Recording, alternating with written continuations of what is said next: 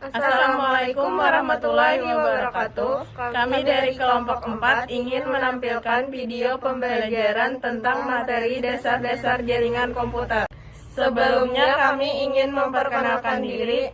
Saya sendiri Siva Anggia Maulida dari kelas TI 4 HST NRP 1912028. Saya Rima Rahayu Saputri dari TI 4 HST NRP 1912020. Saya Gia Datun Nikmah dari kelas TI 4 HST NRP 1912032. Pengertian jaringan komputer. Jaringan komputer adalah sekelompok komputer otonom yang saling berhubungan antara satu dengan yang lainnya, menggunakan protokol komunikasi melalui media komunikasi sehingga dapat saling berbagi informasi. Program-program penggunaan bersama perangkat keras seperti printer, hard disk, dan sebagainya. Selain itu, jaringan komputer bisa diartikan sebagai kumpulan sejumlah terminal komunikasi yang berada di berbagai lokasi yang terdiri dari lebih dari satu komputer yang saling berhubungan. Tujuan membangun jaringan komputer. Tujuan dibangunnya suatu jaringan komputer adalah membawa informasi secara tepat dan tanpa adanya kesalahan dari sisi pengirim, transmitter, menuju ke sisi penerima, receiver melalui media komunikasi. Manfaat jaringan komputer. Manfaat jaringan komputer ada terdiri dari 6. Yang pertama, sharing resource. Sharing resource bertujuan agar seluruh program, peralatan, atau peripheral lainnya dapat dimanfaatkan oleh setiap orang yang ada pada jaringan komputer tanpa terpengaruh oleh lokasi maupun pengaruh dari pemakai. Yang kedua, media komunikasi. Jaringan komputer memungkinkan terjadinya komunikasi antar pengguna baik untuk telekonferensi maupun untuk mengirim pesan atau informasi yang penting lainnya. Yang ketiga, integrasi data. Jaringan komputer dapat mencegah ketergantungan pada komputer pusat. Karena setiap proses data tidak harus dilakukan oleh satu komputer, melainkan dapat didistribusikan kepada seluruh komputer lainnya yang terhubung dalam jaringan komputer. Yang keempat, pengembangan dan pemeliharaan. Pengembangan dan pemeliharaan dapat dilakukan dengan mudah dan menghemat biaya karena setiap pembelian komponen seperti printer dan lainnya itu dapat digunakan oleh semua yang tersambung di dalam jaringan komputer tersebut. Yang kelima, keamanan data. Sistem jaringan komputer dapat memberikan perlindungan terhadap data karena pemberian dan pengaturan hak akses pada pemakai serta teknik perlindungan terhadap hard disk sehingga data dapat mendapatkan perlindungan yang efektif. Dan yang terakhir, yang keenam, sumber daya lebih efisien dan informasi terkini. Dengan pemakaian sumber daya secara bersama-sama, maka akan mendapatkan hal yang maksimal dan kualitas yang tinggi. Selain itu, data atau informasi yang diakses selalu terbaru karena setiap ada perubahan yang terjadi dan segera langsung diketahui oleh orang lainnya yang termasuk dalam jaringan komputer tersebut. Jenis jaringan komputer yang pertama ada Local Area Network atau LAN, merupakan jaringan milik pribadi di dalam sebuah gedung atau kampus yang berukuran sampai beberapa kilometer. LAN seringkali digunakan untuk menghubungkan komputer-komputer pribadi dan workstation dalam kantor suatu perusahaan atau pabrik-pabrik untuk memakai bersama sumber daya, misalnya printer, dan saling bertukar informasi. LAN dibagi menjadi 3, yang pertama Low Speed PC Network, yang kedua Medium Speed Network, yang ketiga High Speed Network. Yang kedua, Metropolitan Area Network atau MAN. Pada dasarnya merupakan versi LAN yang berukuran lebih besar dan biasanya menggunakan teknologi yang sama dengan LAN. MAN dapat mencakup kantor-kantor perusahaan yang terletak berdekatan atau juga sebuah kota dan dapat dimanfaatkan untuk keperluan pribadi atau swasta atau umum. MAN mampu menunjang data dan suara, bahkan dapat berhubungan dengan jaringan televisi kabel. Yang ketiga, Wide Area Network atau WAN. Jangkauannya mencakup daerah geografis yang luas, seringkali mencakup sebuah negara, bahkan benua. WAN terdiri dari kumpulan mesin-mesin yang bertujuan untuk menjalankan program-program aplikasi pemakai. Topologi jaringan komputer. Topologi merupakan suatu pola hubungan antara terminal dalam jaringan komputer. Dalam definisi topologi, terbagi menjadi 2, yaitu topologi fisik yang menunjukkan posisi pemasangan kabel secara fisik dan topologi logik yang menunjukkan bagaimana suatu media diakses oleh host. Adapun topologi fisik yang umum digunakan dalam membangun sebuah jaringan, yang pertama, point to point atau titik ke titik. Jaringan kerja titik ke titik merupakan jaringan kerja yang paling sederhana tetapi dapat digunakan secara luas. Begitu sederhananya jaringan ini, sehingga seringkali tidak dianggap sebagai suatu jaringan tetapi hanya merupakan komunikasi biasa.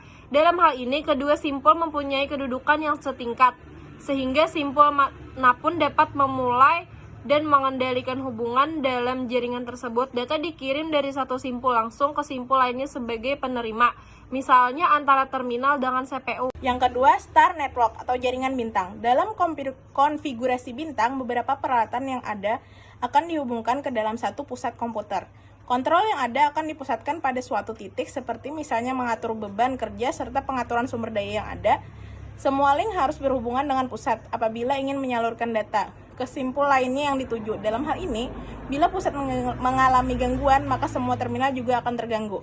Model jaringan bintang ini relatif sangat sederhana, sehingga banyak digunakan oleh pihak perbankan yang biasanya mempunyai banyak kantor cabang yang tersebar di berbagai lokasi. Dengan adanya konfigurasi bintang ini, maka segala macam kegiatan yang ada di kantor cabang dapatlah dikontrol dan dikoordinasikan dengan baik. Di samping itu, dunia pendidikan juga banyak memanfaatkan jaringan bintang ini guna mengontrol kegiatan anak didik mereka. Yang ketiga, ring network, jaringan cincin. Pada jaringan ini terdapat beberapa peralatan saling dihubungkan suatu dengan lainnya dan pada akhirnya akan membentuk bagian seperti halnya sebuah cincin.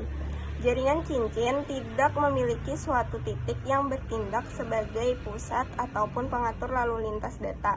Semua simpul mempunyai tingkatan yang sama. Data yang dikirim akan berjalan melewati beberapa simpul sehingga sampai pada simpul yang dituju. Dalam menyampaikan data, jaringan bisa bergerak dalam satu ataupun dua arah. Walaupun demikian, data yang ada tetap bergerak satu arah dalam satu saat. Pertama, pesan yang ada akan disampaikan dari titik ke titik lainnya dalam satu arah.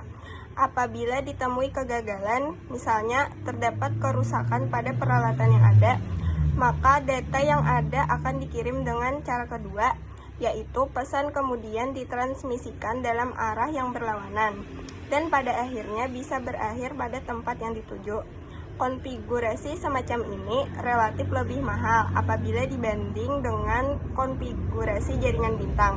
Hal ini disebabkan setiap simpul yang ada akan bertindak sebagai komputer yang akan mengatasi setiap aplikasi yang dihadapinya, serta harus mampu membagi sumber daya yang dimilikinya pada jaringan yang ada. Di samping itu, sistem ini lebih sesuai digunakan untuk sistem yang tidak terpusat, di mana tidak diperlukan adanya suatu prioritas tertentu.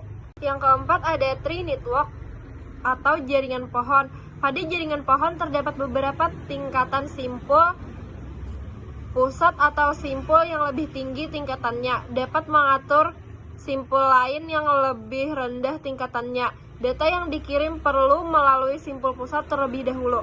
Misalnya untuk bergerak dari komputer dengan node 3 ke komputer node 7 seperti halnya pada gambar. Data yang ada harus melewati node 3, 5, dan 6 sebelum berakhir pada node 7. Keunggulan jaringan model pohon seperti ini adalah dapat terbentuknya suatu kelompok yang dibutuhkan pada setiap saat. Sebagai contoh, perusahaan yang dapat membentuk kelompok yang terdiri atas terminal pembukuan, serta pada kelompok lain dibentuk untuk terminal penjualan. Adapun kelemahannya adalah apabila simpul yang lebih tinggi kemudian tidak berfungsi, maka kelompok lainnya yang berada di bawahnya akhirnya juga menjadi tidak efektif. Cara kerja jaringan pohon ini relatif menjadi lambat. Yang kelima, bus network. Konfigurasi lainnya dikenal dengan istilah bus network, yang cocok digunakan untuk daerah yang tidak terlalu luas. Setiap komputer atau setiap simpul akan dihubungkan dengan sebuah kabel komunikasi melalui sebuah interface. Setiap komputer dapat berkomunikasi langsung dengan komputer ataupun peralatan lainnya yang terdapat di dalam network. Dengan kata lain, semua simpul mempunyai kedudukan yang sama. Dalam hal ini, jaringan tidak tergantung kepada komputer yang ada di pusat, sehingga bila salah satu peralatan atau salah satu simpul mengalami kerusakan, sistem tepat dapat beroperasi. Setiap simpul yang ada memiliki address atau alamat sendiri, sehingga untuk mengakses data dari salah satu simpul, user atau pemakai cukup menyebutkan alamat dari simpul yang dimaksud. Yang keenam, flag network, jaringan kombinasi, merupakan jaringan yang benar-benar interaktif, di mana setiap simpul mempunyai kemampuan untuk mengakses secara langsung, tidak hanya terhadap komputer, tetapi juga dengan peralatan ataupun simpul yang lain. Secara umum, jaringan ini mempunyai bentuk mirip dengan jaringan bintang. Organisasi data yang ada menggunakan desentralisasi, sedang untuk melakukan perawatan digunakan fasilitas sentralisasi. Topologi logik pada umumnya terbagi menjadi dua tipe, yaitu yang pertama topologi broadcast. Secara sederhana dapat digambarkan yaitu suatu host yang mengirimkan data kepada seluruh host lain pada media jaringan. Yang kedua topologi token passing, mengatur pengiriman pada host melalui media dengan menggunakan token yang secara teratur berputar pada seluruh host. Host hanya dapat mengirimkan data jika host tersebut memiliki token. Dengan token ini, collision dapat dicegah. Terima kasih atas kesempatan yang diberi Bapak dosen kami, Bapak Ahmad Hairani, dalam penyampaian tugas materi ini. Sekian dari kami, kelompok 4 Teknik Informatika 4 HSS, Tikom Sabta Komputer. Wassalamualaikum warahmatullahi wabarakatuh.